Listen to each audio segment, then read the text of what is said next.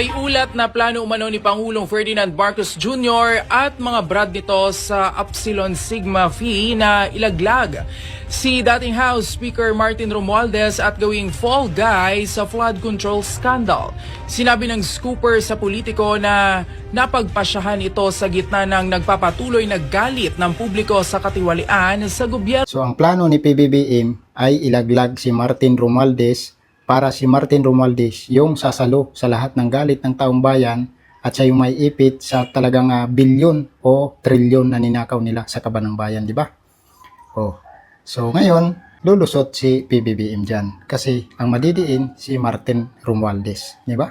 So ibig sabihin lahat ng siniwalat simula sa kasama nilang si Saldico, sa mga tauhan niya na talagang tumindig para tumistigo, si Gutesa at sa mga kasama niyang 18 retired Marines, di ba? So ibig sabihin niyan lahat ng siniwalat nila ay totoo, di ba? So ngayon ang nangyayari, hindi nila iniimbestigahan kasi alam nilang malilintikan sila kasi may katotohanan yun. So ang ginagawa nila, doon sila nagpo-focus sa impeachment kay BP Sara.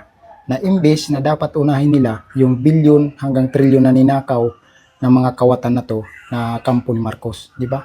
Pero ang ginagawa nila, si Sara Duterte ang pinagtutuunan nila kasama yung mga kongresista. Matindi yung pagpapa-impeach, nagmamadali pa, di ba? At saka yung mga kampo ni Marcos. Kasi yung issue nila na pagnanakaw sa kaban ng bayan, bilyon hanggang trilyon, imbes na may mga witness, may mga tumatayong testigo na mabibigat ang ebidensya, pinapasinungalingan nila lahat yan, di ba? Ganon kalupit yung mga kasinungalingan nitong mga kalyado ni Marcos.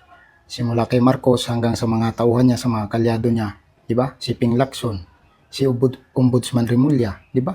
Wala silang ginagawa kundi sabihin na puro kasinungalingan yung mga isiniwalat nitong 18 retired Marines, di ba? Pero talagang bistado naman na talaga na sila talaga yung mga magnanakaw dyan dahil totoo yung mga sinabi ng retired Marines na yun.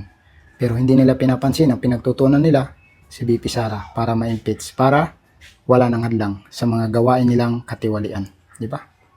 Yan yung katotohanan, mga kupal talaga yan.